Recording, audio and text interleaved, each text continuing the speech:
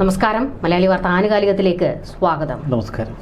കഴിഞ്ഞ ദിവസത്തെ സുപ്രീം കോടതിയുടെ ഒരു വിധി ഉണ്ടായിരുന്നു. ഇതും ഏകദേശം ഈ രാഹുൽ മാങ്കൂട്ടത്തിൽ നിന്ന് അനുകൂലമായി മാറിയിരിക്കുകയാണ്. അതായത് ഈ വിവാഹ വാഗ്ദാനം നൽകി പീഡിപ്പിച്ചു, ബലാത്സംഗം ചെയ്തു എന്നുള്ളൊരു കേസും കൊണ്ട് ഇനി കോടതിയുടെ ഏത് അയൽവക്കത്തേക്ക് എത്തിയേക്കരുതെന്നാണ്. ഈ അതിജീവിതമാർക്കൊക്കെ ഒരടി കിട്ടിയിരിക്കുകയാണ്. ശരിക്കും ആരാണ് അതിജീവിത എന്ന് ഇനി കോടതി ഇഴകീറി ഒന്ന് പരിശോധിക്കും. അതിനുശേഷമേ നിയമ നടപടികളുടെ കാര്യങ്ങളിലേക്കൊക്കെ പോകുകയുള്ളൂ. ഈ ഒരു വാർത്ത, സുപ്രധാനമായ ഒരു വിവരം പുറത്തു വന്നതോടുകൂടി വലിയ ആഘോഷമാണ്. പ്രത്യേകിച്ച് ഈ രാഹുൽ മാങ്കൂട്ടത്തിന്റെ സൈബർ ഗ്രൂപ്പൊക്കെ അങ്ങ് ഏറ്റെടുത്തിരിക്കുകയാണ്. എല്ലാവളുമാർക്കും കിട്ടി എന്നൊക്കെ പറഞ്ഞുകൊണ്ടുള്ള തരത്തിലാണ് അവരിതിനെ ആഘോഷമാക്കുന്നത്. ഈ ശരിക്കും പറഞ്ഞു കഴിഞ്ഞാൽ ഈ ഹൈക്കോടതിയിൽ നിന്ന് രാഹുൽ മാങ്കൂട്ടത്തിന്റെ കേസെടുത്തപ്പോഴുണ്ടായിരുന്ന വിധി, അത് കഴിഞ്ഞ് ഈ സുപ്രീം കോടതി ഈ വിവാഹ വാഗ്ദാനം നൽകി പീഡിപ്പിക്കുന്നു എന്നുള്ള ഒരു കേസ് പരിഗണനയ്ക്ക് എടുത്തപ്പോൾ പറഞ്ഞ വിധിന്യായത്തിൽ പറഞ്ഞ ചില കാര്യങ്ങൾ, ഈ ശരിക്കും പറഞ്ഞു കഴിഞ്ഞാൽ രാഹുൽ മാങ്കൂട്ടത്തിന് എല്ലാം അങ്ങ് അനുകൂലമായി മാറുന്ന കാഴ്ചകളാണ് കാണുന്നത്. ഈ ഒരു വിവരം പുറത്തു വരുമ്പോൾ എല്ലാവരും പറയുന്നത് രാഹുൽ തിരിച്ചു വരികയാണ് എന്നൊക്കെയാണ്. വലിയ ആഘോഷമാണ് രാഹുലിന് വേണ്ടി. ഈ നിയമം രാഹുലിന് അനുകൂലമാകുന്നു എന്നുള്ളതല്ല, നിയമം എന്താണെന്ന് കോടതികൾ നിർവചിക്കുന്നു. അതാണ് നമ്മൾ തിരുവനന്തപുരം, പത്തനംതിട്ട ജില്ലാ സെഷൻസ് കോടതികളിൽ കേട്ടത്, കേരളത്തിൻ്റെ ഹൈക്കോടതിയിൽ മുഴങ്ങിക്കേട്ടത്, ഇപ്പോൾ സുപ്രീം കോടതിയിൽ നിന്ന് നമ്മൾ കേൾക്കുന്നത്. ഛത്തീസ്ഗഡ് സ്വദേശിനിയായ ഒരു അഭിഭാഷക, വനിതാ അഭിഭാഷക, അവർ വിവാഹിതയാണ്, ഒരു കുഞ്ഞൊക്കെ ഉണ്ട്. അവർക്കൊപ്പം ഉണ്ടായിരുന്ന ഒരു അഭിഭാഷകനുമായി സൗഹൃദത്തിലാകുന്നു. ഇരുവരും തമ്മിൽ അത്യാവശ്യ ബന്ധങ്ങളൊക്കെയായി മുന്നോട്ട് പോകുന്നു. ഇതിനിടയിൽ വിവാഹം കഴിക്കണമെന്ന ആവശ്യം മുന്നോട്ട് വയ്ക്കുന്നു. അത് ഈ അഭിഭാഷകൻ നിരസിക്കുന്നു. തുടർന്നാണ് പരാതിയുമായി വനിതാ അഭിഭാഷക ഇറങ്ങിത്തിരിക്കുന്നത്. ഇതോടെ സുപ്രീം കോടതിയിൽ ഈ കേസെത്തി. സുപ്രീം കോടതി പറഞ്ഞു, വിവാഹിതയായ ഒരു സ്ത്രീയെ വിവാഹ വാഗ്ദാനം നൽകി പീഡിപ്പിക്കാൻ കഴിയില്ല. അതൊരു ബലാത്സംഗ കുറ്റമല്ല. രണ്ടുപേരും തമ്മിൽ ഉഭയസമ്മതപ്രകാരം ഒരു ബന്ധം തുടരുകയും അതിനുശേഷം സ്ത്രീ തന്നെ പീഡിപ്പിച്ചു, തന്നെ വഞ്ചിച്ചു എന്നൊക്കെ പറയുന്നതിൽ എന്തടിസ്ഥാനം? ഈ ചോദ്യം നിയമ സംവിധാനങ്ങൾ ഇപ്പോൾ വലിയ ശക്തിയോടെ കേൾക്കുകയാണ്. ഇതിൻ്റെ ഒരു ആത്യന്തിക ഗുണഭോക്താവായി നമ്മുടെ രാഹുൽ മാങ്കൂട്ടം മാറി എന്ന് മാത്രം. ഇതൊരു സത്യം തെളിഞ്ഞു വരുന്ന ഘട്ടമാണ്. ഇവിടെ ഏറ്റവും വലിയ ചില പ്രശ്നങ്ങളുണ്ട്. ഈ വരുന്ന തിങ്കളാഴ്ച രാഹുൽ മാങ്കൂട്ടം തന്നെ നടപടിക്രമങ്ങളെല്ലാം ലംഘിച്ച് തന്നെ അറസ്റ്റ് ചെയ്ത പോലീസ് ഉദ്യോഗസ്ഥർക്കെതിരെ കേസ് കൊടുക്കാൻ ഒരുങ്ങുന്നു എന്ന ചില വിവരങ്ങൾ പുറത്തു വരുന്നുണ്ട്. അപ്പോൾ തന്നെ അറസ്റ്റ് ചെയ്ത പോലീസുകാരെ നിയമക്കുരുക്കിൽപ്പെടുത്താനുള്ള ശ്രമങ്ങൾ ഇപ്പോൾ പ്രതിയെന്ന് ആരോപിച്ച അല്ലെങ്കിൽ കുറ്റാരോപിതനായി നിൽക്കുന്ന രാഹുൽ തുടങ്ങാൻ പോകുന്നു എന്ന വാർത്തയാണ് നമ്മൾ ഏറ്റവും ഒടുവിൽ പങ്കുവയ്ക്കുന്നത്. മറുവശത്ത് ഫെനി നൈനാൻ അതിജീവിതയ്ക്കെതിരെ കേസ് കൊടുക്കുന്നു, മാനനഷ്ടത്തിന്. മറുവശത്ത് എന്താണ് ഇവിടെ സംഭവിച്ചിരിക്കുന്നത്? ഇവിടെയാണ് കേരളം എന്തുകൊണ്ട് ഈ രാഹുൽ മാങ്കൂട്ടം വിഷയം വ്യത്യസ്തമായി നോക്കിക്കണ്ടു എന്നതിനെക്കുറിച്ച് നമ്മൾ ചിന്തിക്കേണ്ടത്. ഇവിടെ രാഹുലിനെതിരെ പരാതിയുമായി വന്ന 3 അതിജീവിതകൾ, നമുക്കറിയാം തിരശ്ശീലയ്ക്ക് പുറത്ത് ഉയർന്നു കേൾക്കുന്ന ചില പരാതിക്കാർ. ഞാൻ ഇന്നലെ ഈ വിഷയം 2-3 സ്ത്രീകളുമായി, ഇത്തിരി മുതിർന്ന സ്ത്രീകളുമായി സംസാരിച്ചു. അപ്പോൾ അവർ പറഞ്ഞ ചില വാക്കുകൾ അത് ഞാൻ വളരെ ശ്രദ്ധയോടെ കേട്ടു. ഈ പരാതിക്കാരൊന്നും അബലകളും തബലകളുമല്ലല്ലോ എന്നാണ് പറഞ്ഞത്. തമാശയ്ക്കാണ് ഈ അബല തബല എന്നൊക്കെ പറയുന്നത്. നമുക്ക് അതിജീവിതം അങ്ങനെ തബല എന്നൊന്നും വിളിച്ച് ആക്ഷേപിക്കാൻ കഴിയില്ല. പക്ഷേ ഒരു കൊളോക്കിയലായിട്ട് അബല തബല എന്നുകൊണ്ട് ഉദ്ദേശിക്കുന്നത് അത്ര ഒരു അബലയൊന്നുമല്ല. നമ്മൾ ഈ സ്ത്രീകളെ പൊതുവെ ഒരു ദുർബലരായി കാണുന്നു. ചൂഷണം ചെയ്യപ്പെടാൻ സാധ്യതയുള്ള സ്ത്രീകളെ നമുക്കറിയാം. ഇപ്പോൾ തനിക്ക് കീഴിൽ ജൂനിയർ, ഇപ്പോൾ രാഹുൽ മാങ്കൂട്ടം ഒരു രാഷ്ട്രീയ പ്രവർത്തകനാണെങ്കിൽ അയാളുടെ കീഴിൽ പ്രവർത്തിക്കുന്ന ഈ വനിതാ പ്രവർത്തകർ, സംഘടനാപരമായി താഴെ നിൽക്കുന്നവർ, അവരെയൊക്കെ ചൂഷണം ചെയ്യാൻ കഴിയും. അത് ഒരു ദുർബലയായ സ്ത്രീയെ ചൂഷണം ചെയ്യുന്നു എന്ന് വേണമെങ്കിൽ നമുക്ക് വിശ്വസിക്കാം. അതല്ല എങ്കിൽ സമൂഹത്തിലെ ഏതെങ്കിലുമൊക്കെ സഹായം തേടി ഇയാളുടെ അടുക്കലെത്തുന്ന പാവങ്ങളെ, പ്രത്യേകിച്ച് വിദ്യാഭ്യാസ കുറവുള്ളവരെ അല്ലെങ്കിൽ മറ്റെന്തെങ്കിലുമൊക്കെ ദുർബലാവസ്ഥയിലുള്ളവരെ ചൂഷണം ചെയ്താൽ നമുക്കത് മനസ്സിലാക്കാം. പക്ഷേ രാഹുലിൻ്റെ കേസിൽ നമ്മളൊന്ന് ഇഴകീറി പരിശോധിച്ചേ. രാഹുൽ ഇരയാക്കി എന്ന് പറയുന്നവർ സമൂഹത്തിൽ ഉന്നത പ്രൊഫഷണലുകളിലുള്ളവരാണ്. വളരെ നമുക്കറിയാം, ഓരോ അതിജീവിതയെ നമ്മൾ ക്ലോസ് ആയിട്ട് ഒന്ന് പരിശോധിക്കുമ്പോൾ ഇവർ വളരെ സമൂഹത്തിലെ ഏറ്റവും ക്രീമി ലെയറുമായി ഇടപെടുന്നവരാണ്. ഇവിടുത്തെ ഭരണാധികാരികൾ, പൊളിറ്റീഷ്യൻസ്, ഇവിടുത്തെ ഭരണകൂടമൊക്കെയായി ഇടപഴകാൻ സാധ്യതയുള്ള പ്രൊഫഷണലുകളിൽ ജോലി ചെയ്യുന്നവരാണ്. അവർക്ക് ഈ സമൂഹം എന്താണ് എന്നറിയാം. അവർക്ക് ഈ പൊളിറ്റീഷ്യന്മാരുടെയൊക്കെ യഥാർത്ഥ സ്വഭാവത്തെക്കുറിച്ചറിയാം. അപ്പോൾ അവരെ സംബന്ധിച്ച് വളരെ വലിയ വിശാല കാഴ്ചപ്പാടുള്ളവരാണ്. സോ കോൾഡ് സൊസൈറ്റി അതിനൊപ്പം ജീവിക്കുന്നവരാണ്. പിന്നെ ചിലർ വിദേശങ്ങളിൽ വലിയ ജോലി ചെയ്യുന്നവർ, വലിയ പ്രൊഫഷണലുകളിൽ അവരുടെ ഭർത്താവ് ജോലി ചെയ്യുന്നു. അങ്ങനെ ഒരു വരേണ്യവർഗത്തിൻ്റെ ഭാഗമായി നിൽക്കുന്ന വളരെ ഉന്നത സ്ഥിതിയിലുള്ള സ്ത്രീകൾ. ഇനി മറ്റൊന്ന്, ഇതിൽ 2 പേർ വിവാഹിതരാണ്. അപ്പോൾ വിവാഹ ജീവിതം ഇപ്പോഴും തുടരുന്നു. സ്വാഭാവികമായി നമുക്ക് നമ്മുടെ സമൂഹത്തിൽ പലപ്പോഴും കേൾക്കും, വളരെ ഉയർന്ന തലത്തിലുള്ള വിവാഹ ജീവിതത്തിലൊക്കെ ഏർപ്പെട്ടിരിക്കുന്ന സ്ത്രീകൾക്ക് ചില വിനോദങ്ങളൊക്കെ. നമുക്ക് ആ തലത്തിലൊന്നും ഇതിനെ എടുത്തുകൂടാ. നമ്മളെ സംബന്ധിച്ച് വിവാഹ ജീവിതം തുടരുന്ന നല്ല ജോലിയും നല്ല പ്രൊഫഷനും ഒക്കെയുള്ള ഈ സ്ത്രീകൾ ഒരു സൗഹൃദത്തിന് രാഹുൽ മാങ്കൂട്ടത്തിനെ സമീപിക്കുന്നു. അതൊരു സൗഹൃദം, ചങ്ങാത്തം എന്നൊക്കെ വേണമെങ്കിൽ പറയാം. പക്ഷെ തന്നിലേക്ക് വന്ന സൗഹൃദങ്ങളും ചങ്ങാത്തങ്ങളും ഒക്കെ രാഹുൽ വല്ലാത്തൊരു ഇഴയെടുപ്പം സൃഷ്ടിച്ച് അതിനൊരു വൈകാരിക മാനം കൊടുത്ത് അവർക്കൊപ്പം ഒരു പ്രണയത്തിൻ്റെ ഒരു ഭാവത്തിലേക്ക്, ഒരു പ്രണയ തലത്തിലേക്ക് അതിനെ കടത്തിക്കൊണ്ടുപോയി. അത് തെറ്റാണോ ശരിയാണോ എന്നൊക്കെയുള്ളത് ഈ 2 വ്യക്തികളെ ആശ്രയിച്ചിരിക്കുക. അതിന് സമൂഹത്തിന് എന്ത് കാര്യം, അതിന് കോടതിക്ക് എന്ത് കാര്യം? ഇപ്പം ഞാൻ അല്ലെങ്കിൽ പ്രശോഭ പോയി ഏതെങ്കിലുമൊക്കെ വ്യക്തിപരമായ കൂട്ടുകെട്ടിൽ ഏർപ്പെട്ട് പിന്നീട് നിങ്ങൾ സുഹൃത്തുക്കൾ തമ്മിൽ വല്ലാത്തൊരു വഴക്കുണ്ടാക്കുമ്പോൾ അതിൽ ഇടപെടണം, എനിക്ക് നീതി വേണം എന്ന് പറഞ്ഞ് നേരെ മുഖ്യമന്ത്രിയെ സമീപിച്ചാലത്തെ അവസ്ഥ എന്താ? അപ്പോൾ അത് വല്ലാത്ത തലത്തിലെത്തും കാര്യങ്ങൾ.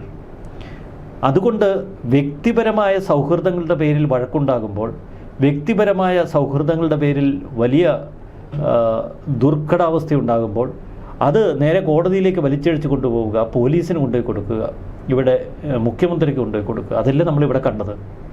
ഇവിടെ മറ്റൊരു തലം കൂടിയുണ്ട്. നമുക്ക് എന്നിട്ട് കോടതിയിലേക്ക് തിരിച്ചു വരാം. അതാണ് ഏറ്റവും പ്രധാനപ്പെട്ട തലം. അതിജീവിതകൾ പരാതി കൊടുക്കുന്നത് ആർക്ക്? ആദ്യം അതിജീവിത കൊടുത്തത് മുഖ്യമന്ത്രിക്ക്, 2ാം അതിജീവിത കൊടുത്തത് KPCC അധ്യക്ഷന്, 3ാം അതിജീവിത വീണ്ടും മുഖ്യമന്ത്രിക്ക് കൊടുക്കുന്നു. അതിനേക്കാൾ തമാശകളാണ് നമ്മൾ ഇന്നലെയും മിനിങ്ങാന്നുമായി കാണുന്നത്. 3ാം അതിജീവിത കോടതിയിൽ പരാജയപ്പെടുന്നു. കാരണം രാഹുലിന് അനുകൂലമായ കോടതി പരാമർശങ്ങൾ, പത്തനംതിട്ട ജില്ലാ സെഷൻസ് കോടതിയുടെ പരാമർശങ്ങൾ, ഇതൊരു ബലാത്സംഗമേ അല്ല. അതിജീവിതയെ വളരെ നിശ്ചിതമായി കോടതി വിമർശിക്കുന്നു. വിദേശത്തുള്ള ഒരു അതിജീവിതയെ ഈ നാട്ടിൽ ജനപ്രതിനിധിയായ ഒരാൾ എങ്ങനെ സ്വാധീനിക്കുമെന്ന് ചോദിക്കുന്നു. മറുവശത്ത് ഒരു മൊഴിയിൽ ഒപ്പുവെക്കാൻ പോലും കേരളത്തിലേക്ക് വരാത്ത ഒരു അതിജീവിത കേസുമായി സഹകരിക്കുന്നില്ല എന്നുവരെ പറഞ്ഞു വെക്കേണ്ടി വരുന്നു. അപ്പോൾ അതിജീവിതയെ സംബന്ധിച്ച് അവർ ഇപ്പോഴും തൻ്റെ സുരക്ഷിത മണ്ഡലം വിട്ടിട്ടില്ല. ഭർത്താവിനൊപ്പമാണ് ജീവിക്കുന്നത്, വിദേശത്ത് സുഖമായി കഴിയുന്നു. അതിനിടയിൽ ഒരു വിനോദം പോലെ തൻ്റെ പഴയ കൂട്ടുകാരനെ വേട്ടയാടുന്നുവോ എന്ന തോന്നൽ നമുക്കുമുണ്ടാകാം. താൻ സുഹൃത്തായി കരുതിയ, താൻ വളരെ പ്രിയപ്പെട്ടവനായി കരുതിയ, തൻ്റെ ജീവിതത്തിനൊപ്പം ഇങ്ങനെ ഒരു പാരലൽ സംവിധാനമായി എന്നും പോകുമെന്ന് കരുതിയ ഒരാൾ മറ്റ് സ്ത്രീകളൊക്കെയായി ബന്ധപ്പെട്ട് വരുമ്പോൾ അതിൻ്റെ പേരിൽ ഒരു പൊട്ടിത്തെറി, അതിൻ്റെ പേരിലുണ്ടാകുന്ന വഴക്ക്. ഞാൻ ഇന്നലത്തെ സംഭാഷണത്തിൽ അവരിൽ ഒരാൾ ഒരു വാക്ക് ഉപയോഗിച്ചു. അത് ഇതുമായിട്ട് ബന്ധപ്പെട്ടല്ല, ഈ അതിജീവിതകളുമായി ബന്ധപ്പെട്ടല്ല. പക്ഷെ അവർ പറയുന്നത് സെക്ഷുവൽ ജെലസി എന്നൊന്നുണ്ട്. അത് ലോകത്തിൽ ഏറ്റവും പകയുള്ള ഒരവസ്ഥയാണ്. ഒരു സ്ത്രീക്ക് ഒരാളോടൊരു സെക്ഷുവൽ ജെലസി തോന്നിയാൽ പിന്നെ കൊണ്ടേ പോകും, തീർത്തേ മാറും. അപ്പോൾ ഈ സെക്ഷുവൽ ജെലസി എന്നുള്ള ഒരു പ്രയോഗം അതതിൻ്റെ യാഥാർത്ഥ്യ തലത്തിൽ നമ്മൾ കാണണം. ഇവിടെയൊക്കെ രാഹുൽ മാങ്കൂട്ടത്തിനെതിരെ കൃത്യതയോടെ പരാതി ഉന്നയിച്ച അതിജീവിതകൾ മാത്രമല്ല രംഗത്ത് വന്നത്. അതിന് സെക്ഷൽ ജലസിയായിട്ട് ബന്ധമില്ല. ഞാൻ ഇനി പറയാൻ പോകുന്ന കാര്യം ഇതൊരു കോമൺ പ്രയോഗം എന്ന് മാത്രമാണ് ഞാൻ പറഞ്ഞു വെച്ചത്. പക്ഷെ ശ്രദ്ധിക്കണം, രാഹുൽ മാങ്കൂട്ടത്തിനെതിരെ പരാതി ഉന്നയിച്ച ചില അതിജീവിതകൾ, എന്നാൽ പരാതി നേരിട്ട് തനിക്ക് അനുഭവമില്ല, അല്ലെങ്കിൽ തന്നിലേക്ക് രാഹുലിൻ്റെ ദുഷ്പ്രവൃത്തികളൊന്നും കടന്നു വന്നിട്ടില്ല എന്ന തലത്തിൽ ഒരു കൂട്ടം സ്ത്രീകൾ പുറത്തേക്ക് ഇറങ്ങുകയാണ്. എന്നിട്ട് അവരൊക്കെ രാഹുലിനെ വലിച്ചു കീറാൻ തുടങ്ങുന്നു. രാഹുൽ വലിയ ഒരു പെൺവേട്ടക്കാരനാണ്, വളരെ വൈകൃത ലൈംഗിക ചേഷ്ടകളുള്ള ഒരു വിചിത്ര ജീവിയാണ് എന്നൊക്കെയുള്ള തലത്തിൽ അവർ രാഹുലിനെ സോഷ്യൽ മീഡിയയിൽ അവതരിപ്പിക്കാൻ ശ്രമിക്കുന്നു. രാഹുലിന് ഓരോ കോടതിയിലും ജാമ്യം ലഭിക്കുമ്പോൾ അടുത്ത കേസ് ഉടൻ വരുമെന്ന് അവർ തന്നെ പ്രഖ്യാപിക്കുന്നു. നമുക്കറിയാം ചില സ്ത്രീകളെ രാഹുലിനെതിരെയുള്ള അടുത്ത കേസ് ഉടൻ പൊങ്ങും. അപ്പോൾ മനസ്സിലാവാത്തത് ഈ കളത്തിന് പുറത്ത് എന്ന് പറഞ്ഞാൽ നേരിട്ടുള്ള പരാതിക്കാരല്ലാത്ത സ്ത്രീകൾ എങ്ങനെയാണ് രാഹുലിനെതിരെ വരും കാലത്ത് അല്ലെങ്കിൽ ഭാവിയിൽ വരാനിരിക്കുന്ന പരാതിക്കാരെ നേരത്തെ കണ്ടെത്തുന്നത്, എന്നിട്ട് അവരെയെല്ലാം കൂടെ കൂട്ടി ഒരു പ്രത്യേക പോർമണ്ഡലം സൃഷ്ടിക്കുന്നത്. ഇതൊക്കെ മനസ്സിലാക്കാനുള്ള ഒരു സാമാന്യ ബോധവും പൊതുബോധവും കേരളത്തിലെ ജനങ്ങൾക്കുണ്ട്. അതുകൊണ്ടാണ് അവർ രാഹുൽ ധാർമ്മികമായി വീഴ്ച വരുത്തി സദാചാരവിരുദ്ധമായി പെരുമാറി എന്നൊക്കെ അവരുടെ ഉൾമനസ്സ് പറയുമ്പോഴും രാഹുലിനൊപ്പം കട്ടയ്ക്ക് നിന്നത്. കാരണം ഇതിൻ്റെ പൊള്ളത്തരം, ഇതിൻ്റെ വങ്കത്തരം അവർ തിരിച്ചറിഞ്ഞു. നമ്മളിപ്പോൾ ഒരു പുതിയ കാലഘട്ടത്തിലാണ് ജീവിക്കുന്നത്. ഇവിടെ സിറ്റുവേഷൻഷിപ്പ് ഉണ്ട്, ലിവിങ് ടുഗദർ ഉണ്ട്. അപ്പോൾ ഓരോ കാലഘട്ടം മാറുന്നതനുസരിച്ച് ഈ അടുത്ത കാലത്ത് തമിഴ്നാട്ടിലെ ചെന്നൈ കോടതി ഒരു പരാമർശം നടത്തിയിരുന്നു. ലിവിങ് ടുഗദർ, വർഷങ്ങളോളം ഒരുമിച്ച് താമസിക്കുന്ന ദമ്പതികൾ, അല്ലെങ്കിൽ ദമ്പതികളെന്ന് വിശേഷിപ്പിക്കാമെന്നാണ് പറഞ്ഞത് അവരെ. ലിവിങ് ടുഗദറിൽപ്പെട്ട സ്ത്രീയെ അല്ലെങ്കിൽ പുരുഷനെ ഭർത്താവല്ലേ ഭാര്യയായി കാണേണ്ടി വരുമെന്നൊക്കെ കോടതി ചില നിരീക്ഷണങ്ങൾ നടത്തിയിട്ടുണ്ട്. ഈ മാര്യേജ് എന്ന് പറയുന്നത് ഒരു ചട്ടക്കൂടാണ്. അതിന് ചില സാങ്കേതിക രൂപങ്ങൾ മാത്രമാണ്. അതാണ് ഇപ്പോൾ അമ്പലത്തിലല്ലേ പള്ളിയിൽ പോയി താലി കെട്ടുന്നു, അല്ലെങ്കിൽ രജിസ്റ്റർ ഓഫീസിൽ പോയി രജിസ്റ്റർ ചെയ്യുന്നു. ഇതൊക്കെ എൻ്റെ ഒരു സാങ്കേതികത മാത്രം.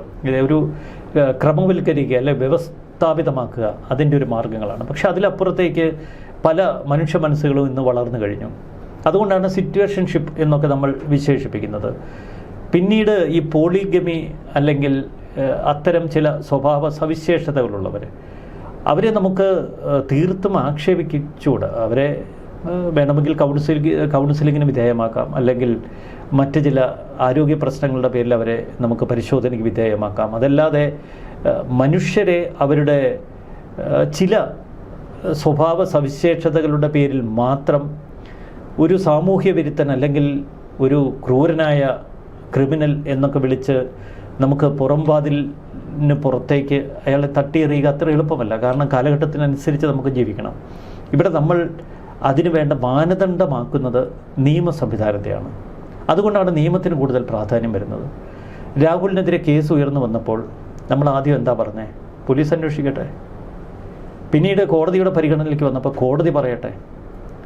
പോലീസ് നമുക്കറിയാം ഭരണകൂടത്തിൻ്റെ ശിങ്കിടികളാണ്. അപ്പോൾ പോലീസ് എപ്പോഴും രാഷ്ട്രീയ വേട്ടയാടലുകൾക്ക്,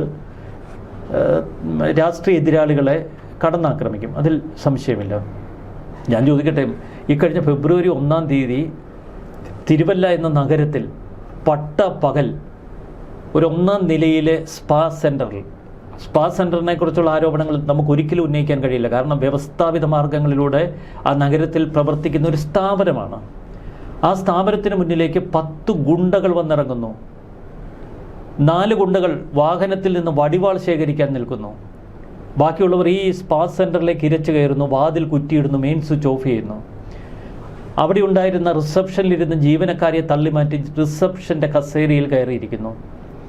ഒരു ജീവനക്കാരിയെ വലിച്ചഴിച്ച് അകത്തേക്ക് കൊണ്ടുവന്നു, നിന്നെ കാണാൻ കൊള്ളാവല്ലോടി എന്ന് പറഞ്ഞ്. പിന്നീട് ആ സ്പാ സെൻറ്ററിലെ കട്ടിലിലേക്ക് അവളെ തള്ളിയിടുന്നു. അതിനു മുൻപ് അവളുടെ കഴുത്തിൽ വടിവാൾ കൊണ്ട് കുത്തിപ്പിടിക്കുന്നു, തൊണ്ടക്കുഴിയിൽ. വസ്ത്രങ്ങൾ അഴിക്കാൻ പറയുന്നു. എന്നെ ഒരു പെങ്ങളായി കരുതിക്കൂടെ എന്ന് പറഞ്ഞ് അവൾ അലറി കരയുന്നു, അവളുടെ മുഖത്തടിക്കുന്നു. വസ്ത്രങ്ങൾ വളരെ ഭീതിതമായ നിലയിൽ ഈ കത്തി തൊണ്ടക്കുഴിയിൽ കുത്തി നിർത്തിക്കൊണ്ട് വസ്ത്രങ്ങൾ അഴിപ്പിക്കുന്നു. പിന്നീട് കട്ടിലേക്ക് തള്ളിയിടുകയാണ്. അതിക്രൂരമായി അവളെ ബലാത്സംഗം ചെയ്യുന്നു. ബലാത്സംഗം ചെയ്യുമ്പോൾ അവൾ ക്രൂരമായി ആക്രമിക്കപ്പെട്ടിരുന്നു എന്ന് മെഡിക്കൽ റെക്കോർഡ് ഇപ്പോൾ ഉണ്ട്. അതിനുശേഷം അവരുടെ നഗ്ന ഫോട്ടോകളെടുത്തു. ഇത് സമൂഹ മാധ്യമങ്ങളിൽ പ്രചരിപ്പിക്കാതിരിക്കണമെങ്കിൽ നിന്റെ സ്ഥാപന ഉടമയിൽ നിന്ന് 3 ലക്ഷം രൂപ വാങ്ങിത്തരാൻ ഇവർ ആവശ്യപ്പെടുന്നു. ചെന്ന ഉടനെ ഗുണ്ടാപിരിവായിരുന്നു, 50,000 രൂപ ആവശ്യപ്പെട്ടു. ഇവർ കരുതിയത് മെയിൻ സ്വിച്ച് ഓഫ് ചെയ്യുമ്പോൾ ഈ CCTV നിശ്ചലമാകുമെന്ന്. പക്ഷേ ഇൻവെർട്ടറിൽ എല്ലാ ദൃശ്യങ്ങളും ഭദ്രമാണ്. പട്ടാപ്പകൽ ഒരു നഗരമധ്യത്തിൽ ഇത്തരമൊരു ഗുണ്ടാക്രമണം നടന്നിട്ടും കേരളത്തിലെ ഈ സോക്കോൾഡ് ഫെമിനിസ്റ്റുകൾ ഇന്നെവിടെ? കേരളത്തിലെ സോക്കോൾഡ് സാംസ്കാരിക നായകരെവിടെ? ഒരിക്കൽ ഇവിടുത്തെ സാംസ്കാരിക നായകർ അങ്ങ് ഉത്തർപ്രദേശിലേക്കും ബീഹാറിലേക്കുമൊക്കെ ഓരിയിടാറുണ്ട്. എന്താ അവിടെ ജംഗിൾ രാജാണെന്ന് പറഞ്ഞുകൊണ്ട്. ഇത്തരം ഗുണ്ടാക്രമണങ്ങളെ ജംഗിൾ രാജ് എന്ന് വിളിച്ച കേരളത്തിലെ സാംസ്കാരിക നായകരും കേരളത്തിലെ സോക്കോൾഡ് ചാനലുകൾ, എത്ര ചാനലുകൾ ഈ തിരുവല്ലയിൽ നടന്ന ഈ അതിക്രൂര സംഭവം ഇത്ര ലൈവായി കേരളത്തിന് മുന്നിൽ അവതരിപ്പിക്കുന്നു, ചർച്ച ചെയ്യുന്നു? ആരൊക്കെ ചെയ്തു? അപ്പോൾ അതൊന്നുമല്ല ഇവരുടെ പ്രശ്നം. കേരളത്തിൻ്റെ മനസ്സാക്ഷിയെ നടക്കുന്ന ഏറ്റവും ക്രൂര സംഭവമാണ് ഫെബ്രുവരി 1-ാം തീയതി തിരുവല്ലയിൽ നടന്ന പട്ടാപ്പകൽ ഒരു നഗരമധ്യത്തിൽ. ഇത് ഉത്തർപ്രദേശിലാണെങ്കിൽ ആ ഗുണ്ടകളുടെ നെഞ്ചിൽ തുളയിട്ടാനെ. എന്തുകൊണ്ട് കേരളത്തിൽ ഇതൊക്കെ അനുവദിക്കുന്നു? അപ്പോൾ ഇവിടെ ഗുണ്ടകൾക്ക് വിഹരിക്കാം, ഇഷ്ടംപോലെ ബലാത്സംഗങ്ങൾ നടത്താം, യഥാർത്ഥ അതിജീവിതകളെ ചേർത്ത് പിടിക്കാൻ ആരുമില്ല. എന്നാൽ അതിജീവിതകൾ എന്ന പേരിൽ രാഷ്ട്രീയ വേട്ടയാടലിന് വേണ്ടി ചില ബിംബങ്ങളെ പുറത്തേക്ക് ഒരുക്കി നിർത്താം. അവർക്ക് വാഴ്ത്തുപാട്ടുകൾ പാടാൻ മറ്റ് ഫെമിനിസ്റ്റുകൾ വരും, അല്ലെങ്കിൽ മാധ്യമപ്രവർത്തകരുടെ വേഷം കെട്ടിയ ചിലർ രാഷ്ട്രീയ പ്രവർത്തനത്തിൻ്റെ PR വർക്കുമായി വരും. ചില ചാനൽ മൈക്കുകൾ കാണുമ്പോൾ തന്നെ അത് PR-ൻ്റെ ഭാഗമാണ് എന്ന് തിരിച്ചറിയാനുള്ള സാമാന്യബോധം അതുകൊണ്ടാണ് നമ്മൾ ജനങ്ങളുടെ ഉള്ളിലിപ്പോൾ രൂഢമായിരിക്കുന്നത്. ഈ തലത്തിൽ നമ്മൾ ചിന്തിക്കുമ്പോൾ എന്തുകൊണ്ടാണ് രാഹുൽ വേട്ട എന്ന് വ്യക്തമാകും. ഇവിടെയാണ് സുപ്രീം കോടതിയുടെ ആ സുപ്രധാന വിധിക്ക് കൂടുതൽ പ്രാധാന്യം വരുന്നത്. എന്താ സംഭവിക്കുന്നത്? രാഹുലിനെതിരെ രജിസ്റ്റർ ചെയ്തിരിക്കുന്ന എല്ലാ കേസുകളും ഇനി അസാധുവാകും. കാരണം അതിൽ വിവാഹിതകൾക്ക് വിവാഹ വാഗ്ദാനം നൽകി തങ്ങളെ പീഡിപ്പിച്ചു എന്ന് വാദിക്കാൻ കഴിയില്ല. ഇത് പറഞ്ഞൊരു പരാതി നൽകാൻ കഴിയില്ല. ഇത് പറഞ്ഞൊരു കേസ് കൊടുക്കാൻ കഴിയില്ല. ആ കേസ് അർത്ഥശൂന്യമാണ് എന്ന് കോടതി പറഞ്ഞു. അപ്പോൾ യഥാർത്ഥ അതിജീവിതകൾ അവർക്ക് നീതി കിട്ടണം. അതാണ് കോടതി അഭിലഷിക്കുന്നത്. അതാണ് സാധാരണ ജനം ആഗ്രഹിക്കുന്നത്. മറ്റ് ആക്രോശങ്ങളൊക്കെ രാഷ്ട്രീയ വേട്ടയാടലിൻ്റെ ഭാഗമാണ്. ഞാൻ ചോദിക്കട്ടെ, കോടതി ചില കാര്യങ്ങൾ ശ്രദ്ധേയ നിരീക്ഷണങ്ങൾ നടത്തിയിട്ടും എന്തുകൊണ്ടാണ് ഒരു അതിജീവിത നേരെ സോണിയാഗാന്ധിക്ക് പരാതി അയച്ചത്? കോൺഗ്രസിൻ്റെ എല്ലാ നേതാക്കൾക്കും രാഹുലിനെതിരെ ഫെനിക്കെതിരെ പരാതി അയച്ചത്? അപ്പോൾ ഇതൊരു രാഷ്ട്രീയ വേട്ടയല്ലേ? നിയമപരമായ സംരക്ഷണമാണ് അതിജീവിതയ്ക്ക് വേണ്ടതെങ്കിൽ അവർ കോടതിയെ, അവർ പോലീസ് സംവിധാനങ്ങളെ ആശ്രയിക്കണം. അതല്ലാതെ കോൺഗ്രസിൻ്റെ നേതൃ സംവിധാനത്തെ അവർ എന്തിനാണ് കത്തയച്ച്? ഇവർക്ക് എന്തെങ്കിലും രാഷ്ട്രീയ മോഹമുണ്ടോ? അപ്പോൾ രാഷ്ട്രീയ മോഹമുള്ളവർ ഇവരെ ഉപയോഗിച്ച് ചില നാടകങ്ങൾ ഒരുക്കുന്നു. അതല്ലേ നമ്മൾ വിശ്വസിക്കേണ്ടത്? അതല്ലേ നമ്മൾ നമ്മുടെ കൺമുന്നിൽ കാണുന്നത്? ഇവിടെ അവഹേളിതരാകുന്നത്, പരിഹസിക്കപ്പെടുന്നത് ആരാണ്? യഥാർത്ഥ ഇരകൾ. യഥാർത്ഥ ഇരകൾക്ക് നീതി നിഷേധിക്കുന്ന തലത്തിലേക്ക് നമ്മുടെ സമൂഹത്തെ കൊണ്ടു ചെന്നെത്തിക്കുന്നതിൽ ഈ ഭരണകൂടം വിജയിച്ചു. യഥാർത്ഥ ഇരകൾക്ക് അവർക്ക് ഏതെങ്കിലുമൊക്കെ ദുസ്ഥിതി നേരിടുമ്പോൾ അത് പുറം ലോകത്തോട് പറയാനുള്ള ആർജവം നഷ്ടപ്പെടുത്തുന്നതിൽ ഈ ഭരണകൂടം വിജയിച്ചു. എന്നിട്ടാണ് ഈ ഭരണകൂടം പറയുന്നത് സ്ത്രീ സുരക്ഷയെന്ന്. ഓപ്പറേഷൻ കാവൽ എന്നൊരു ഓപ്പറേഷൻ ഗുണ്ട പ്രോജക്റ്റ് ഉണ്ടായിരുന്നു നമ്മുടെ പിണറായി വിജയൻ സർക്കാരിന് 2 വർഷങ്ങൾക്ക് മുൻപ്. ഓപ്പറേഷൻ കാവലിൻ്റെ ഭാഗമായി കേരളത്തിൽ വിലസുന്ന 8500-ലധികം ഗുണ്ടകളിൽ 4500 പേരെ ഞങ്ങൾ കരുതൽ തടങ്കലിലാക്കി എന്നൊക്കെ അന്ന് വീൺവാക്ക് മുഴക്കിയിരുന്നു. എന്നിട്ട് കേരളത്തിലെ ഗുണ്ടകൾ അപ്രത്യക്ഷരായോ? മരണസുബിൻ എന്നൊരു കൊടും ക്രിമിനലാണ് തിരുവല്ലയിൽ ഈ ക്രൂരത കാട്ടിയത്.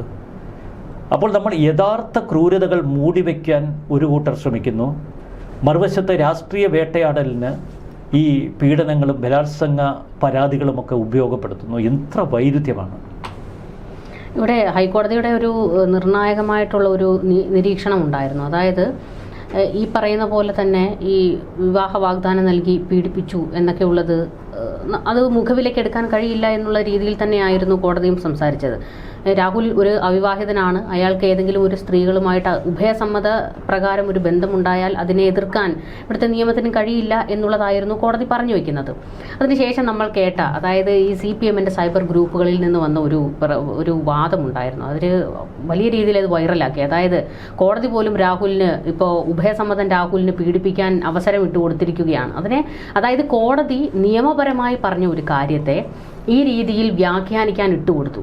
ഇപ്പോൾ വന്നിരിക്കുന്ന സുപ്രീം കോടതിയുടെ ഈ ഒരു നിർണായക വിധി, ഇപ്പോൾ നമ്മൾ ഇതിപ്പോൾ ഇത്ര രീതിയിൽ നമ്മൾ ചർച്ച ചെയ്യുന്നതിനൊരു കാരണം ഇവിടെ രാഹുൽ മാങ്കൂട്ടത്തിലായതുകൊണ്ടാണ് നമ്മൾ ചർച്ച ചെയ്യുന്നത്.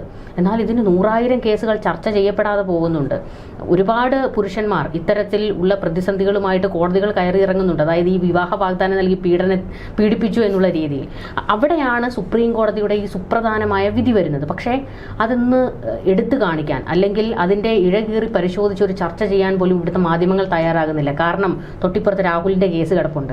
അപ്പോൾ ഇതുവരെ മാധ്യമങ്ങൾ പറഞ്ഞു വെച്ചത് മുഴുവൻ പൊള്ളയായിരുന്നു എന്ന് അവർക്ക് തന്നെ പറയേണ്ടി വരും. അതുകൊണ്ട് ഈ സുപ്രീം കോടതിയുടെ വിധിയെക്കുറിച്ച് കൃത്യമായി ഒന്ന് സംസാരിക്കാൻ പോലും ഇവിടുത്തെ മാധ്യമങ്ങൾ തയ്യാറായില്ല. ഇല്ല, ഈ സുപ്രീം കോടതി വിധിയെക്കുറിച്ച് കഴിഞ്ഞ ദിവസം അഡ്വക്കേറ്റ് ദീപ ജോസഫിൻ്റെ ഒരു കുറിപ്പ് വളരെ സ്പഷ്ടമായി അവർ നിയമം വ്യാഖ്യാനിക്കുന്നുണ്ട്. അതിൽ മറുവശത്ത് നമ്മുടെ നാട്ടിൻപുറത്ത് അല്ലെങ്കിൽ നമുക്ക് ഈ നഗരത്തിലൊക്കെ കാണാൻ കഴിയുന്ന ചില സംഭവ വികാസങ്ങളുണ്ട്. ഈ വിവാഹമൊക്കെ കഴിച്ച് കുറേ കാലം കഴിയുമ്പോൾ സ്ത്രീയും പുരുഷനും തമ്മിൽ പ്രശ്നം ഉണ്ടാകുന്നു. ഒരു കൊച്ചൊക്കെ കാണും സ്ത്രീയുടെ കയ്യിൽ. ഇയാളുടെ കൂടെ ഇനി ജീവിക്കാൻ കഴിയില്ല എന്നീ സ്ത്രീ തിരിച്ചറിയുന്നു. അങ്ങനെ മറ്റൊരാളുമായി ഈ പ്രണയം, ഈ സെക്സ് എന്നൊക്കെ പറയുന്നത് നമുക്ക് അങ്ങനെ ഒരാളെ കുറ്റപ്പെടുത്താൻ കഴിയില്ല. അതൊക്കെ എപ്പോൾ വേണമെങ്കിലും ഒരു ഫ്ലക്ച്വേഷൻ വരാം ജീവിതത്തിൽ. അപ്പോൾ ഒരു ലൈംഗിക ആകർഷണം ഒരു യുവതിയോട് ഒരുത്തിന് തോന്നുന്നു, യുവതി അവനിലേക്ക് അടുക്കുന്നു, ഇവർ തമ്മിൽ ഉഭയസമ്മത പ്രകാരം ഒരു ബന്ധമൊക്കെ തുടരുന്നു. മറുവശത്ത് ഈ യുവതിക്ക് ഒറിജിനൽ ഭർത്താവിനെ വേണ്ട, പക്ഷെ ഭർത്താവിനെ വഞ്ചിച്ചു എന്ന് നമുക്ക് പറയാൻ വയ്യ. ഇത്തരമൊരു സാഹചര്യത്തിൽ ഒരു സുപ്രഭാതത്തിൽ ഈ യുവതി ഭർത്താവിനൊക്കെ ഉപേക്ഷിച്ച് മറ്റവനോട് പറയുന്നത് എനിക്ക് നിന്നെ കല്യാണം കഴിക്കണം. അവൻ അന്തം വിട്ടു പോകും. കാരണം അവൻ ഒരു സോക്കോൾഡ് സിറ്റുവേഷൻഷിപ്പിലാണ് അവൻ ഏർപ്പെട്ടിരുന്നത്. പിന്നെ എന്താണ് സംഭവിക്കുന്നത്? ഈ യുവതി കുഞ്ഞിനെയും എടുത്ത് അവൻ്റെ വീട്ടുപടിക്കലേക്ക് ചെല്ലുകയാണ്. അവിടെ തുടങ്ങുന്ന പ്രശ്നങ്ങൾ. വീട്ടുകാർ അവനെ ഒറ്റപ്പെടുത്തുന്നു. അവിടെ രണ്ട് മാർഗ്ഗമേ അവൻ്റെ മുന്നിലുള്ളൂ. ഒന്നെങ്കിൽ കയറ് കെട്ടി തൂങ്ങിച്ചാവുക, അല്ലെങ്കിൽ അപമാന ഭാരത്താൽ ആ നാട്ടിൽ തല കുനിച്ച് നടക്കുക. പക്ഷെ അവിടെ കൊണ്ടും തീരുന്നില്ല. പിന്നീട് സംഭവിക്കുന്നത് എന്തൊക്കെയാണ്? പിന്നീട് സംഭവിക്കുന്നതാണ് അതിക്രൂരമായ ചില തലങ്ങൾ. ഈ യുവതി അങ്ങനെ കുഞ്ഞുമായി അല്ലെങ്കിൽ യുവതി ഒരു പരാതിയുമായി പുറത്തിറങ്ങിയിട്ടുണ്ട് എന്നറിഞ്ഞാൽ നാട്ടിലെ സാമൂഹ്യ വിരുദ്ധർ നേരെ ഈ യുവതിയെ സമീപിക്കും. നിനക്ക് നീതി ഞങ്ങൾ വാങ്ങിത്തരാം. പിന്നെയാണ് കളികൾ തുടങ്ങുന്നത്. പിന്നെ ഈ സാമൂഹ്യ വിരുദ്ധരുടെ നേതൃത്വത്തിൽ നേരെ പോലീസ് സ്റ്റേഷനിലേക്കാണ്. പോലീസിന് പെരുത്ത സന്തോഷം. കാരണം ഒരു ഇരയെ കിട്ടി. യുവതിയോട് പറയും, നീ ഇതുപോലെ നിന്നെ അതിക്രൂരമായി ബലാത്സംഗം ചെയ്തു, ഇങ്ങനെയൊക്കെ പീഡിപ്പിച്ചു, ഇങ്ങനെയൊക്കെ വാഗ്ദാനം നൽകി എന്നൊക്കെ പറഞ്ഞ് അതിൻ്റെ ഒരു കേസ് ഫോർമേഷനുണ്ട്. ആ ഫോർമേഷൻ കൂടി കഴിയുമ്പോഴേക്കും മറ്റവൻ്റെ പണി തീരും. ആ കേസ് ചാർജ് ചെയ്ത് FIR ഇട്ട് പിന്നെ ഒരു പോലീസ് ജീപ്പിൻ്റെ ഇരമ്പലാണ് നേരെ വേട്ടക്കാരൻ്റെ വീട്ടിലേക്ക്. അവൻ സാമാന്യം കൊള്ളാവുന്ന ഒരു കുടുംബ പശ്ചാത്തലത്തിലൊക്കെയാണ്, പിന്നെ പറയണ്ട. വീടൊക്കെ ഒന്ന് ഇളക്കി ഒരു പ്രകമ്പനം കൊള്ളിച്ച് അവനെ ഞങ്ങൾ തൂക്കിയെടുക്കും എന്നൊക്കെ പറഞ്ഞ് പോലീസിൻ്റെ ഒരു പ്രകടനം. ഇവിടെ കഴിയുമ്പോൾ പിന്നീട് നമ്മൾ ആദ്യം പറഞ്ഞതുപോലെ പിന്നീട് 2 ഓപ്ഷനുള്ളൂ അവൻ്റെ മുന്നിൽ. ഒന്നെങ്കിൽ കയറി തൂങ്ങുക, അല്ലെങ്കിൽ പോലീസിന് പിടികൊടുക്കുക. അപ്പോഴേക്കും വല്ല രാഷ്ട്രീയക്കാരൊക്കെ കാണും. രാഷ്ട്രീയക്കാർ പറയും ഞങ്ങൾ സഹായിക്കാം, പക്ഷേ ഇത്തിരി ചിലവ് വരും. അങ്ങനെ അവൻ്റെ പറമ്പ് വിൽക്കാനുള്ള എഗ്രിമെൻറ്റിൽ ഏർപ്പെടുന്ന ഏറ്റവും ദുർഘട ഒരു സ്ഥിതിയിലേക്ക് പോവുകയാണ്. പിന്നീട് രാഷ്ട്രീയക്കാർക്ക് ലക്ഷങ്ങൾ കൊടുത്ത് നേരെ പോലീസ് സ്റ്റേഷനിലെത്തുന്നു. ഇവർക്കെല്ലാം വലിയ സന്തോഷമാണ് എല്ലാം. അപ്പോൾ ഒറിജിനൽ ഇര അല്ലെങ്കിൽ പരാതിക്കാരി മുതൽ താഴെ തട്ടിലുള്ള പോലീസുകാർ, ഇതിനിടയിലുള്ള സാമൂഹ്യ വിരുദ്ധർ, രാഷ്ട്രീയക്കാർ, ഇവർക്കൊക്കെ ഇങ്ങനെ വീതം വെച്ച് ഇവൻ്റെ സ്വത്ത് അടപടലം തീരും. മിക്കവാറും അവൻ കടക്കാരനാകും. പിന്നീട് അവൻ്റെ ജീവിതം കുട്ടിച്ചോറാകും. ഇത്രയൊക്കെ ചെയ്താൽ ഈ പ്രശ്നം തീരുമോ? പോലീസ് കേസ് സെറ്റിൽ ചെയ്യത്തില്ല, അത് അവിടെ ഇട്ടേക്കും. മിക്കവാറും ഞങ്ങൾ ഈ കേസ് ഒന്ന് ലഘൂകരിച്ചു എന്ന് പറഞ്ഞ് ഈ സാധനം എടുത്ത് നേരെ കോടതിയിലേക്ക് കൊടുക്കും. പിന്നീട് വക്കീലന്മാർ ഇവനെ ഊറ്റിപ്പിഴിയും. എൻ്റെ ജീവിതം കുട്ടിച്ചോറ. ഇതുപോലെ എത്ര ഇരകൾ ഈ നാട്ടിലുണ്ട്. അവരെ അഡ്രസ്സ് ചെയ്യാൻ ആർക്കെങ്കിലും ആർജവമുണ്ടോ? അവർക്കൊപ്പം അവരുടെ ദുസ്ഥിതി വിളിച്ചു പറയാൻ ഏതെങ്കിലും ഒരു മനുഷ്യൻ തയ്യാറായാൽ അവനെ മനുഷ്യനല്ലാതെ സമൂഹ മാധ്യമങ്ങളിൽ ചിലർ ചിത്രീകരിക്കും. ഇരയ്ക്കൊപ്പമേ നിൽക്കാവൂ, അതിജീവിതയ്ക്കൊപ്പമേ നിൽക്കാവൂ. ഇങ്ങനെയൊരു വ്യവസ്ഥാപിത ചൂഷണം ഈ നാട്ടിലുണ്ട്. നമുക്ക് രാഹുൽ ഈശ്വർ പറയുന്ന എല്ലാ കാര്യങ്ങളും അംഗീകരിക്കാൻ പറ്റത്തില്ല. പക്ഷേ ഈ വ്യവസ്ഥാപിത ചൂഷണം അത് അവസാനിപ്പിക്കാനുള്ള ആർജവം ഏതെങ്കിലും ഒരു ഭരണകൂടത്തിനുണ്ടോ? ലൈംഗിക വേട്ട എന്നൊക്കെ പറയുന്നു. ഒരു നാട് അരാജകത്വത്തിലേക്ക് നീങ്ങാതിരിക്കണമെങ്കിൽ പാശ്ചാത്യ രാജ്യങ്ങൾ അവലംബിച്ച ചില മാർഗങ്ങളുണ്ട്. നമ്മളിപ്പോൾ ഈ സോക്കോൾഡ് ലൈംഗിക തൊഴിൽ എന്നൊക്കെ പറയും. അതൊക്കെ വ്യവസ്ഥാപിതമാക്കിയാൽ ഒരുപാട് ബലാത്സംഗങ്ങൾ തന്നെ ഒരു നാട്ടിൽ കുറയും. പലതും നമ്മൾ ക്രിയേറ്റ് ചെയ്യുന്നതാണ്. പല അതിജീവിതമാരെയും ഈ വ്യവസ്ഥ സൃഷ്ടിക്കുന്നതാണ്. പലരും ഇതൊക്കെ ഒരു ചൂഷണോപാധിയാക്കും. അവരുടെ ഈ വിവാഹ ജീവിതം ഞാൻ പറയുന്നത് ഒരിക്കലും ഒരു അതിജീവിതത്തെ അധിക്ഷേപിക്കാൻ വേണ്ടിയല്ല. നമ്മുടെ മുന്നിലേക്ക് കടന്നു വരുന്ന 10 കേസുകളിൽ പകുതിയെങ്കിലും ഇത്തരം തട്ടിപ്പുകളായിരിക്കാം. അതുകൊണ്ടാണ് ഞാൻ പറഞ്ഞത്, 2 വ്യക്തികൾക്കിടയിലുള്ള സൗഹൃദം, പ്രണയം, അത് വ്യക്തിപരമായിരുന്നു. അവർക്കിടയിലുള്ള പ്രശ്നങ്ങൾ ഒരു ജനാധിപത്യത്തിൻ്റെ വ്യവസ്ഥാപിത മാർഗങ്ങളിലേക്ക് തിരിച്ചു വിടുമ്പോഴാണ് ഇവിടെ പ്രശ്നം. അവിടെയാണ് നമുക്ക് അടിസ്ഥാനപരമായ പാളിച്ചകൾ സംഭവിക്കുന്നത്. അവിടെയുള്ള പോലീസ് കേസ് രജിസ്റ്റർ ചെയ്യുന്നത് പോലീസിൻ്റെ താല്പര്യമനുസരിച്ച്, കോടതിയിൽ ചെല്ലുമ്പോൾ ഇയാളെ റിമാൻഡ് ചെയ്യുന്നത് പോലീസ് എഴുതിയ FIR നോക്കി. രാഹുൽ മാങ്കൂട്ടത്തിൻ്റെ കാര്യത്തിൽ മാധ്യമങ്ങളുടെ ഒരു വിചാരണ പാരലായി നടക്കുന്നുവെന്ന് പോലീസിനും കോടതിക്കുമൊക്കെ അറിയാം. പക്ഷേ നാട്ടിൽ ചോദിക്കാനും പറയാനുമില്ലാത്ത സാധാരണക്കാരൻ ഇത്തരം കേസുകളിൽപ്പെട്ടാൽ പോലീസ് എഴുതി കൊടുക്കുന്ന ഒരു FIR ഉണ്ടല്ലോ, അതിലവൻ കുടുങ്ങും. ആ കുടുങ്ങും, അവനകത്ത് കിടക്കും. അവന് ദീർഘകാലം 1 മാസമൊക്കെ സെല്ലിൽ കിടന്നിട്ട് പുറത്തേക്ക് വരുമ്പോൾ അവൻ്റെ നാട്ടുകാർ പോലും അവൻ്റെ മുഖത്ത് തുപ്പും, അവൻ്റെ വീട്ടുകാർ തുപ്പും. ഇതൊക്കെ ഇത്രയധികം ഒരു ക്രിമിനൽ കുറ്റമാണോ? ഒരു വ്യക്തിയെ ഈ സമൂഹത്തിൽ നിന്നും നമ്മൾ പൂർണ്ണമായി ഉന്മൂലനം ചെയ്യുന്നതിന് തുല്യമാണ്.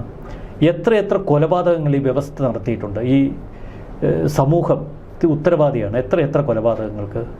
എന്നിട്ട് ഈ പുരുഷൻ അവൻ്റെ വീടിൻ്റെ കഴിക്കോലിൽ തൂങ്ങിയാടിയാൽ പോലീസ് ചെന്ന് ആ മൃതദേഹം കെട്ടറുത്ത് താഴേക്കിട്ട് അതിൻ്റെ അളവെടുത്ത് വൈദ്യപരിശോധന നടത്തി നിസ്സംഗതയോടെ കുഴിച്ചിടാൻ പറയുകയല്ലാതെ എന്തെങ്കിലും ചെയ്യുമോ?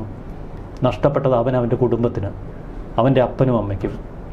എത്ര കുടുംബങ്ങൾ അങ്ങനെ കണ്ണീരിൽ പെട്ടുകിടപ്പുണ്ട്. അതൊന്നും ഒരു മാധ്യമങ്ങളുടെയും കണ്ണിൽപ്പെടില്ല. കാരണം മാധ്യമങ്ങൾക്ക് അതൊരു ഒറ്റക്കോളം വാർത്തയാണ്, അത് വായിക്കാനാണില്ല, ഡിമാൻഡില്ല. തിരുവല്ല സ്പാ സെൻറ്ററിലെ ഈ ആക്രമണം ഏതെങ്കിലും ഒരു രാഷ്ട്രീയ നേതാവിൻ്റെ കൂടി ഇൻവോൾവ്മെൻ്റ് ഉണ്ടായിരുന്നു എങ്കിൽ, അതിന് പ്രതിപക്ഷത്തെ ഒരു നേതാവായിരുന്നു എങ്കിൽ ഒരുപക്ഷെ ഭരണപക്ഷം അത് ആഘോഷിച്ചേനെ, അതിൻ്റെ നിയമ നടപടികളൊക്കെ കർക്കശമാക്കിയേനെ. അപ്പോൾ ഇത് നമ്മൾ കരുതുന്നതിലും അപ്പുറം ക്രൂരമാണ് ഈ വ്യവസ്ഥാപിത സംവിധാനങ്ങൾ. അതിനെതിരെ രാഹുൽ ഒറ്റയ്ക്ക് നിന്ന് പൊരുതുമ്പോൾ നിസ്സഹായരായ ജനങ്ങളുടെ ഒരു പിന്തുണ അയാൾക്ക് കിട്ടുന്നു എങ്കിൽ അത് ഈ കേരളത്തിലെ ചില ന്യൂനതകളുടെ ഒരു തുറന്ന് പറച്ചിലാണ്. ഇവിടെ ഇപ്പോൾ ഭരണകൂടം പറഞ്ഞിരുന്നത് രാഹുൽ മാങ്കൂട്ടത്തിൻ്റെ പീഡനം ഒരു മല പോലെ ഉണ്ട് എന്നായിരുന്നു. കോടതിയിലേക്ക് എത്തുമ്പോൾ അതൊരു ഉള്ളി പൊളിച്ചതുപോലെ ഉള്ളൂ എന്ന് നമുക്ക് ഇപ്പോൾ കേരളത്തിന് ഏകദേശം ബോധ്യപ്പെട്ട് കഴിഞ്ഞിരിക്കുന്നു. ഇനിയും ഈ കേസ് മുൻപോട്ട് കൊണ്ടുപോകാൻ ഭരണകൂടം തയ്യാറാകുമോ? മറ്റൊരു കാര്യമുള്ളത്, ഇനിയിപ്പോൾ കുടുക്കാനാണെങ്കിൽ, അവനെ അങ്ങ് ഇല്ലാതെ കുഴിച്ചു മൂടാനാണെങ്കിൽ മുൻപിലുള്ളത് ഒരു പോക്സോ മാത്രമാണ്. കാരണം കുറേ കാലമായിട്ട് ഇങ്ങനെ കേൾക്കുകയാണ് ഒരു പോക്സോ ഉണ്ടെങ്കിൽ ഇതിനകം മതിയല്ലേ. ഇനിയിപ്പോൾ ഇലക്ഷൻ തൊട്ട് മുമ്പ് എന്ത് പോക്സോ? ഇനിയിപ്പോൾ അങ്ങനെ ഇനി ഈ രാഹുൽ മാങ്കൂട്ടത്തിന്റെ കാര്യത്തിൽ ഈ ഭരണകൂടം ഒരു റിസ്ക് എടുക്കാൻ തയ്യാറാകുമോ? ഒരിക്കലുമില്ല. കാരണം ഇനിയൊരു പോക്സോ പൊക്കി പിടിച്ചുകൊണ്ട് വന്നാൽ നമുക്കുണ്ടോ എന്നറിയില്ല. യഥാർത്ഥ പോക്സോ ഉണ്ടെങ്കിൽ വരട്ടെ, നാളെയോ മറ്റന്നാളോ വരട്ടെ. അല്ലാണ്ട് തെരഞ്ഞെടുപ്പിന് നല്ല ദിവസമാണ് ഈ കലാപരിപാടി. അപ്പോൾ അതൊക്കെ ജനത്തിന് മനസ്സിലാവും. ജയിലിൽ കിടന്നാണെങ്കിലും ഒരു സ്വതന്ത്രമായി നോമിനേഷൻ കൊടുത്താൽ മതി, രാഹുലിനെ ജനം ജയിപ്പിക്കും. അതാണ് ജനങ്ങളുടെ ഒരു മനസ്സ്.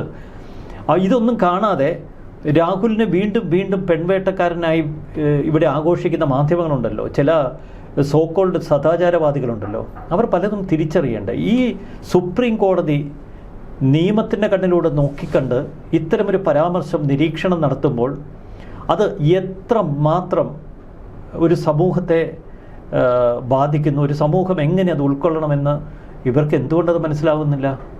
വീണ്ടും പറയുന്നു, രാഹുൽ ഒരു പെൺവേട്ടക്കാരനാണ്, അതിക്രൂരനായ ലൈംഗിക വേട്ടക്കാരനാണ്. ഇതെവിടെയാണ് പൊളിഞ്ഞു വീണത്?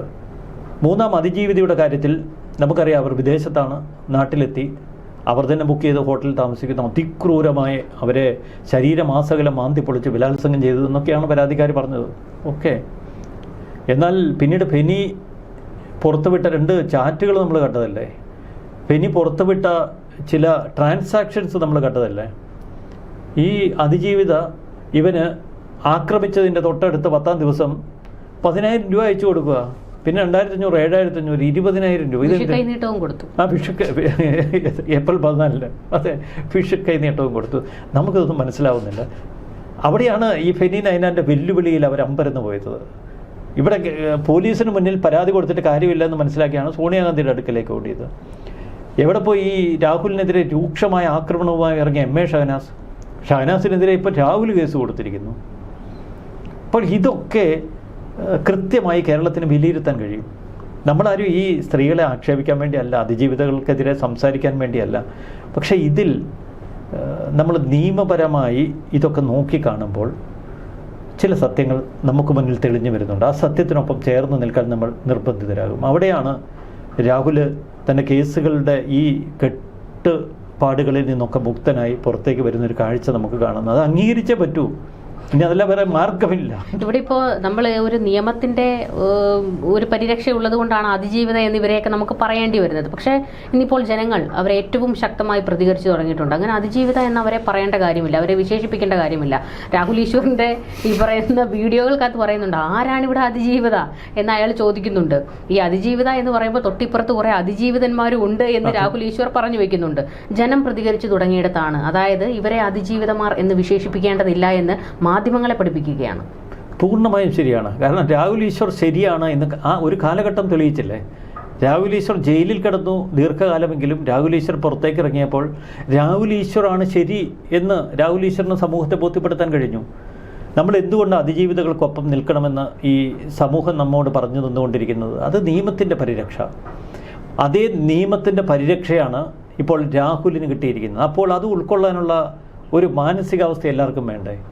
അതല്ലേ ഇവിടെ വേണ്ടത്? അതല്ലേ ഒരു ജനാധിപത്യ ക്രമത്തിൽ എന്താണ് വേണ്ടത്? സഹിഷ്ണുത, പരസ്പരം ഉൾക്കൊള്ളാനുള്ള ഒരു മാനസിക തലം. അതുകൊണ്ട് തന്നെ രാഹുലിനെ ഉൾക്കൊണ്ടേ തീരൂ. ഇനി ദയവായി മറ്റ് സ്ത്രീകളൊന്നും രാഹുലിൻ്റെ അടുക്കലേക്ക് അങ്ങോട്ട് ചെല്ലരുത്. അതേ നമുക്ക് സമൂഹത്തോട് ഉപദേശിക്കാനുള്ളത്. ഇനിയും രാഹുലിനെ മാന്തി അങ്ങോട്ടേക്ക് ചെന്ന് രാഹുലിൻ്റെ മുന്നിൽ ആ മടയിൽ കയറി പിന്നീട് നിലവിളിച്ചിട്ടൊരു കാര്യമില്ല. രാഹുലിന്റെ വഴി ചെന്ന് വിളിച്ചു കഴിഞ്ഞാൽ വിളി കേൾക്കും രാഹുൽ മാങ്കൂട്ടം. അത് നമുക്കിപ്പോൾ ഒരാളുടെ സ്വഭാവം തിരുത്താനൊന്നും പറ്റത്തില്ല. രാഹുൽ ഒരു ദുർബല ഹൃദയനാണ്. രാഹുലിന് സ്നേഹത്തിന്റെ വിളി അതിന് മുന്നിൽ നിഷേധിക്കാൻ കഴിയില്ല. സ്നേഹത്തിന്റെ വിളിയിൽ രാഹുൽ എല്ലാം മറന്ന് വീണ്ടും പഴയ രാഹുലാകും. അത് നമുക്ക് ഇനിയും അത്തരം കഥകളിലേക്ക് കടക്കാൻ താല്പര്യമില്ലാത്തത് കൊണ്ട് രാഹുൽ ഒരു പുതിയ രാഹുലായി ജീവിക്കാൻ നമുക്ക് ആശംസകൾ നേരാം. ഭയക്കും ഈ മെസ്സേജ് ആരെങ്കിലും ഇട്ടാലും എന്താ മൂളുസെന്ന് ചോദിക്കും. രാഹുലിന് ഭയമൊന്നുമില്ല. രാഹുലിന് ഭയം ഉണ്ടായിരുന്നുവെങ്കിൽ രാഹുലിൻ്റെ ഒരു ബോഡി ലാംഗ്വേജ് ഇതിൽ നിന്ന് വ്യത്യസ്തമായേനെ. മറ്റൊന്ന്, രാഹുൽ ഇതിനെ ആദ്യം തൊട്ട് ഇതിനെ ഒരു സാധാരണ സംഭവമായിട്ടാണ് ജനങ്ങൾക്ക് മുന്നിൽ അവതരിപ്പിച്ചതും രാഹുൽ ഇതിനെ നോക്കിക്കണ്ടതും. താൻ തെറ്റൊന്നും ചെയ്തില്ലല്ലോ എന്നൊരു ഭാവം തുടക്കം തൊട്ട് ഈ രാഹുലിൻ്റെ മുഖത്തുണ്ട്. ആ ഭാവം അപകടമാണ്. അത് ഇനിയും രാഹുലിനെ ആ വഴിക്ക് നടത്തും. രാഹുലിനെ നമുക്കിനി തിരുത്താൻ കഴിയില്ല. അതൊരു രക്തത്തിൽ അലിഞ്ഞ പ്രശ്നമാണ്. അത് നമുക്ക് രാഹുലിൻ്റെ വഴിയാണ്. പക്ഷെ ഞാൻ നടുങ്ങിപ്പോകുന്ന ചില സത്യങ്ങൾ ഈ കഴിഞ്ഞ ദിവസം ഒരു സ്വകാര്യ സംഭാഷണത്തിൽ കേട്ടു. രാഹുലിൻ്റെത് ഇത്രയല്ലേ ഉള്ളൂ. കേരളത്തിലെ ഒരു മന്ത്രിയെക്കുറിച്ച് അവരുടെ രക്തബന്ധത്തിലുള്ള ഒരാൾ എന്നോട് പറഞ്ഞ ചില സ്വകാര്യതകൾ നടുങ്ങിപ്പോയി ഞാൻ. രക്തബന്ധത്തിലുള്ള ഒരാൾ കേരളത്തിലെ ഒരു മന്ത്രിയെക്കുറിച്ച് പറഞ്ഞത് അപ്പൻ നടത്തിയ സെറ്റിൽമെൻറ്റുകളുടെ കണക്കുകളാണ്. ഓരോരോ പെണ്ണുങ്ങൾ സെറ്റിൽ ചെയ്തു. എന്തോ ആവട്ടെ, നമ്മൾ രാഹുലിനെ ചീത്ത പറയുമ്പോൾ ഈ 4 പേരിൽ നെഞ്ചിലേക്ക് കുത്തി കയറുന്നുണ്ട് എന്നിവിടുത്തെ രാഷ്ട്രീയ നേതാക്കൾ ഓർത്താൽ അത്രയും നല്ലത്. രാഹുൽ തിരുത്തിയാൽ രാഹുലിന് നല്ലത്. അതിജീവിതകളും തിരുത്തണം. ഇനിയെങ്കിലും ഈ രാഹുലിൻ്റെ മടയിലേക്ക് 2 വട്ടം ആലോചിച്ച് രാഹുലിനെ പോലെ ഉള്ളവരുടെ മടയിലേക്ക് ചെന്ന് കയറാവൂ. നിങ്ങൾക്ക് താല്പര്യമുണ്ടെങ്കിൽ, നിങ്ങൾക്ക് ഇത്തരം കാര്യങ്ങളിൽ, ഇത്തരം വിനോദങ്ങളിൽ വലിയ ഒരു സന്തോഷം കിട്ടുന്നുവെങ്കിൽ തീർച്ചയായിട്ടും രാഹുലിനെ സമീപിക്കാം. രാഹുലിനെ പോലെ ഉള്ളവരെ സമീപിക്കാം. ജീവിതം ആഘോഷപൂർണ്ണമാക്കാം. നമ്മുടെ CJ റോയ് പറയുന്ന പോലെ ഓരോ ദിവസവും ആഘോഷിക്കാം. അങ്ങനെയുള്ള നമുക്ക് ആ മാനസികാവസ്ഥയും തള്ളിക്കളയാൻ പറ്റത്തില്ല. ചിലരുണ്ട് ആകെ കുറച്ചു കാലമല്ലേ ഈ ഭൂമിയിൽ ജീവിക്കാൻ കഴിയൂ. അപ്പോൾ നല്ല ആഘോഷത്തിൽ നമുക്ക് ജീവിക്കാമെന്ന് കരുതുന്നു. ഈ ഏകപത്നി വ്രതം അല്ലെങ്കിൽ വിവാഹത്തിലെ സദാചാരം അല്ലെങ്കിൽ ധാർമ്മികത, ഇതൊക്കെ നമ്മെ ആരാ പഠിപ്പിച്ചത്? ഈ സോക്കോൾഡ് സൊസൈറ്റി. പിന്നെ ഈ മതങ്ങളുണ്ടാക്കിയ ചില ചട്ടക്കൂടുകൾ. ഇതിനൊക്കെ അപ്പുറം ചിന്തിക്കുന്ന ഒരു വിശാല കാഴ്ചപ്പാടുള്ള മനുഷ്യർക്ക് ഇവിടെ ജീവിച്ചുകൂടെ? നമ്മൾ നിർവചിക്കുന്ന സൊസൈറ്റി, നമ്മൾ നിർവചിക്കുന്ന ദാമ്പത്യ ജീവിതത്തിലെ ക്രമങ്ങൾ, അതിലപ്പുറം ഒരു വിശാല മനസ്ഥിതിയുള്ള ഒരു കൂട്ടം. ഇവിടെ ഓഷോ ഇല്ലായിരുന്നു, ഓഷോയുടെ ആരാധകരില്ലായിരുന്നു. അവിടെ അവർക്ക് ജീവിക്കണമെങ്കിൽ ഇവിടുത്തെ നിയമം പറയുന്ന അനുസരിച്ച് ജീവിക്കാൻ കഴിയും. നമ്മുടെ നിയമ സംവിധാനങ്ങളിൽ തെറ്റ് കണ്ടുപിടിക്കാൻ കഴിയാത്തിടത്തോളം കാരണം നമുക്ക് ഇത്തരം കാര്യങ്ങളെ സദാചാരത്തിന് കണ്ണുവെച്ചോ വ്യവസ്ഥയുടെ കണ്ണുവെച്ചോ വിലയിരുത്താൻ നമുക്ക് അവകാശമില്ല. അത് അവരുടെ സ്വാതന്ത്ര്യമാണ്. വേണമെങ്കിൽ ചെറു വിമർശനങ്ങൾ ഉന്നയിക്കാം. അതല്ലാതെ അതിൻ്റെ പേരിൽ അവനെ കല്ലെടുത്ത് എറിഞ്ഞു കൊല്ലണമെന്നോ സമൂഹത്തിൽ നിന്ന് ആട്ടിപ്പായിക്കണമെന്നോ അവനിനി തെരഞ്ഞെടുപ്പിൽ ജയിക്കാൻ പാടില്ലെന്നോ ഒന്നും വിധിയെഴുതാനുള്ള അവകാശം നമുക്കില്ല. അത് രാഹുലിൻ്റെ സ്വാതന്ത്ര്യം. രാഹുൽ മിക്കവാറും ജയിച്ചു വരാനുള്ള സാധ്യതയാണ് ഏറെ. കാരണം എന്താണെന്നറിയില്ല, അമ്മമാർക്കും സഹോദരിമാർക്കും ഒക്കെ ഈ രാഹുലിനോട് ഒരു പ്രത്യേക വാത്സല്യം ഇപ്പോൾ വന്നിരിക്കുന്നു. ഈ വിവാദങ്ങളുമായി പലപ്പോഴും പുറത്തേക്ക് വരുന്നത് ഇത്തരം സന്ദർഭങ്ങളിൽ പലപ്പോഴും ഈ പൊട്ടിത്തെറിയും പകയും ഒക്കെ വരുന്നത് ഈ സെക്ഷൽ ജലസിയിൽ നിന്നാവാം, നമുക്കറിയില്ല. അതൊക്കെ വിദഗ്ധർ പറയട്ടെ. നമ്മൾ ഈ സോക്കോൾഡ് ലേമനാണല്ലോ, നമ്മുടെ മുന്നിൽ കാണുന്ന കാര്യങ്ങൾ നമുക്ക് സത്യസന്ധതയോടെ പറയാം, ഭയക്കേണ്ട. ഇങ്ങനെയായിരുന്നെങ്കിൽ പണ്ട് രാജ്മോഹൻ ഉണ്ണിത്താനൊക്കെ ഈ രാഹുൽ മാങ്കൂട്ടത്തിന്റെ ഒരു പാത പിന്തുടർന്നാൽ മതിയായിരുന്നു, അല്ലാതെ ഉടുതുണിയും പറയും. അല്ല, അത് ഉടുതുണിയും പറിച്ച് ആരെ പറയിപ്പിച്ചത്? ഇതേ CPM ഗുണ്ടകള് ആ പാവത്തിന് കഷ്ടമുണ്ട്. എന്തായാലും ഈ രാഹുലിന്റെ കാര്യങ്ങൾ നമ്മൾ അതിക്രൂരമായ പീഡനത്തിൽ നിന്നാണ് ഇതിന്റെ ചർച്ചയൊക്കെ തുടങ്ങി വെക്കുന്നത്. പക്ഷേ ഇതിപ്പോൾ കോടതി പോലും പറയുകയാണ് ഇതൊന്നും ഒരു വിഷയമേ അല്ല എന്ന് കോടതി പറയുന്നു. പക്ഷേ ഈ കോടതിയുടെ നിരീക്ഷണങ്ങൾ കൃത്യമായി ജനങ്ങളിലേക്ക് എത്തിച്ചു കൊടുക്കാൻ ഇവിടുത്തെ മാധ്യമങ്ങൾ തയ്യാറല്ല. കാരണം അവരുണ്ടാക്കി വെച്ചിരിക്കുന്ന ഒരു ചട്ടക്കൂട് പൊളിഞ്ഞു പോകും. അപ്പോൾ എന്തായാലും മാധ്യമങ്ങൾക്ക് വലിയൊരു തിരിച്ചടിയാണ് സുപ്രീം കോടതിയുടെ വിധിയിലൂടെ ഉണ്ടായിരിക്കുന്നത്. അതിജീവിതകൾ ആരാണെന്ന് കോടതി ഇഴകീറി പരിശോധിച്ച് തന്നെ തീരുമാനിക്കും. അപ്പോൾ ഈ അതിജീവിതകൾ പരാതികളുമായിട്ട് ഭരണകൂടത്തെയും പോലീസിനെയും ഒക്കെ സമീപിക്കാൻ ചെല്ലുമ്പോൾ അവരും കേസെടുക്കാൻ ഒന്ന് മടിക്കും. കാരണം ഇവിടെ യഥാർത്ഥ ഇരകൾക്കാണ് നീതി കിട്ടേണ്ടത്. കൂടുതൽ ചർച്ചകളുമായി കാണാം. നമസ്കാരം.